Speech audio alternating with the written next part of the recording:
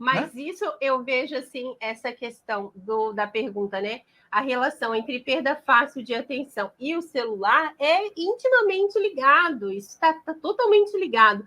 Porque, como a Michelle falou, às vezes você quer olhar a hora e você vai uma notificação, você acaba abrindo a notificação, você não sabe que horas tem, porque você não presta atenção na hora, você olha mais a notificação. E eu, como o meu temperamento, eu tenho mais, assim, essa tendência à distração, né? Então, eu tenho que cuidar muito. Se eu tenho, por exemplo, uma encomenda para fazer, ou quando eu vou corrigir os textos dos vídeos aqui, revisar, enfim, tem que escrever os textos, né, também, escrevo o roteiro do vídeo da Frau Heimann.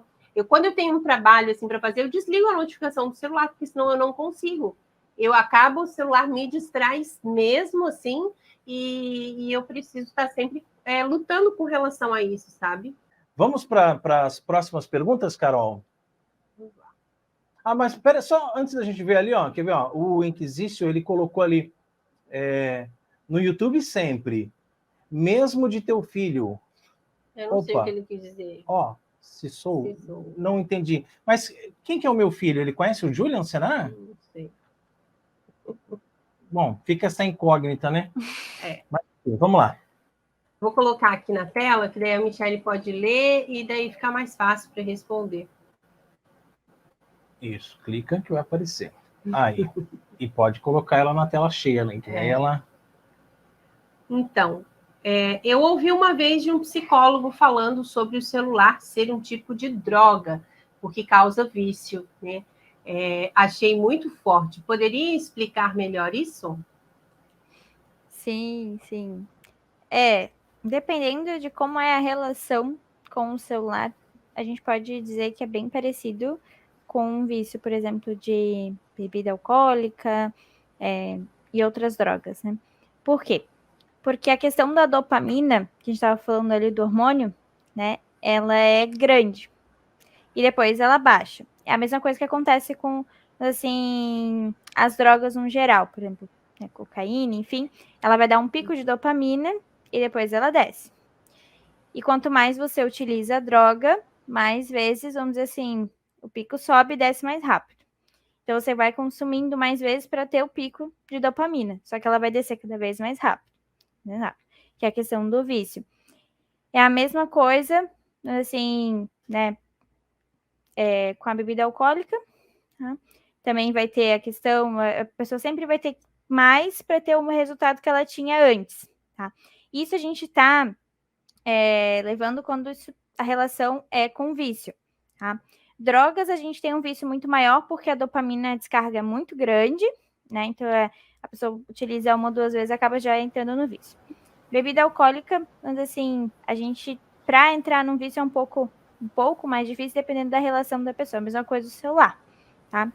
Eu gosto de comparar mais com o vício da bebida alcoólica, que é a questão da relação que você vai ter com isso, vamos dizer assim. A questão do uso e a questão de quanto isso está te afetando. Então, entram outros fatores junto. Então, por exemplo, se na vida da pessoa ela já tem uma predisposição para depressão, uma predisposição para ansiedade, está acontecendo circunstâncias na vida dela que também vão auxiliar, vamos dizer assim, né?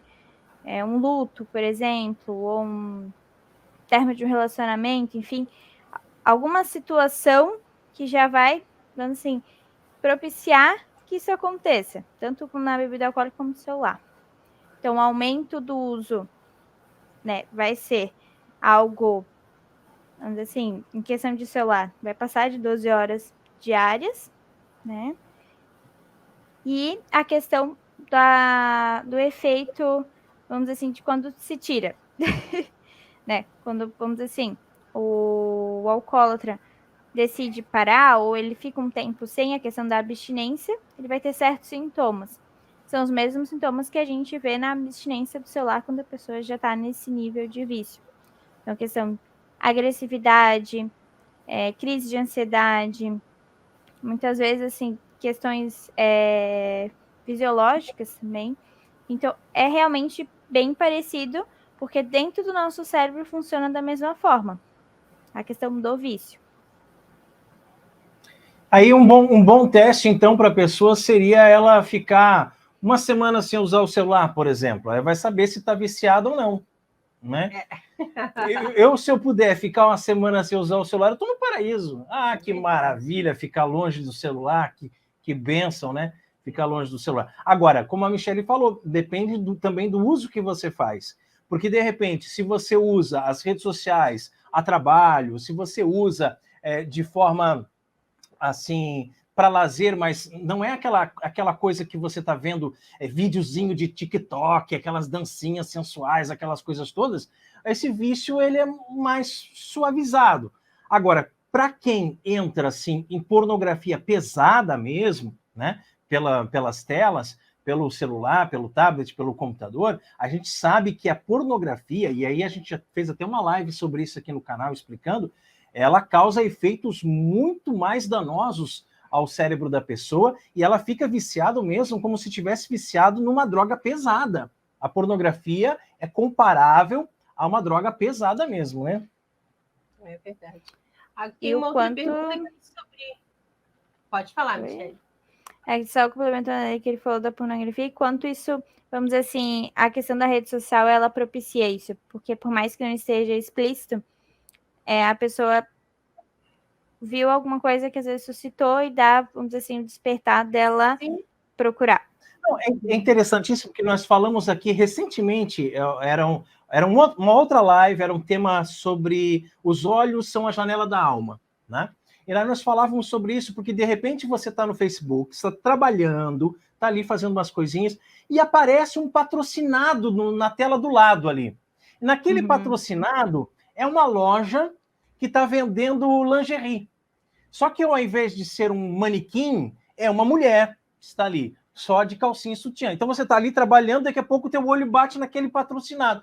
Então, se você já tem uma tendência, né, a ter essa curiosidade, a gente já vai lá e fecha direto, né? Fecha, nem pensa duas vezes, já fecha, já denuncia aquele anúncio ali para ele não aparecer mais. Mas a pessoa vai, clica no anúncio e vê que já se distraiu, já saiu dali, vai abrindo portas, vai abrindo brechas para ir se afundando cada vez mais. Antes da gente ir para a próxima pergunta, Carol, eu queria falar ali sobre o Inquisício, que ele colocou sobre o Miguel, né? Então, para esclarecer, olha, vocês disseram Miguel, penso ser filho de vocês. Miguel é filho da Maria Carolina, né?